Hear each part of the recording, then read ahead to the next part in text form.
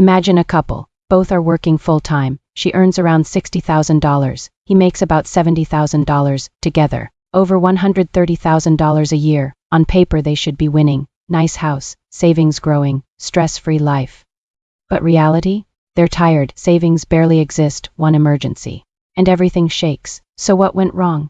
We've all been sold this idea. 2 incomes equals better life. Sounds logical, right? If one person can run a household, then 2 people earning should be far ahead, but that's not what actually happened.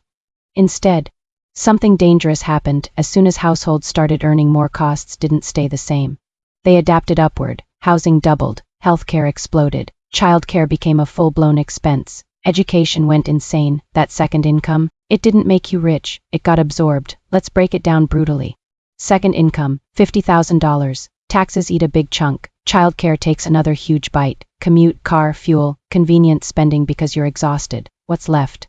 Almost nothing, sometimes negative. So now think about this. You're working full-time, losing time with family, burning energy every day. For what? Barely any real gain.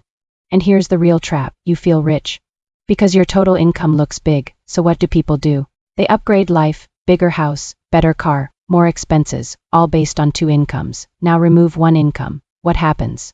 Everything collapses. No backup, no safety net, no breathing room. That's the real problem, not income, no margin, no flexibility. Back then, single income families had a hidden advantage, backup income. If things went wrong, someone could step in and earn. Today, both engines are already running at full speed, no reserve left. So what's the smart move? Here's the shift most people never make. Build your life on 1 income. Yes, it sounds restrictive, but it's actually power.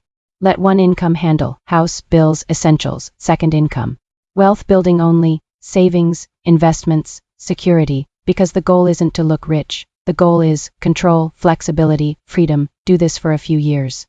You stop surviving and start owning your life. The only question is, are you going to stay in the trap or build your way out?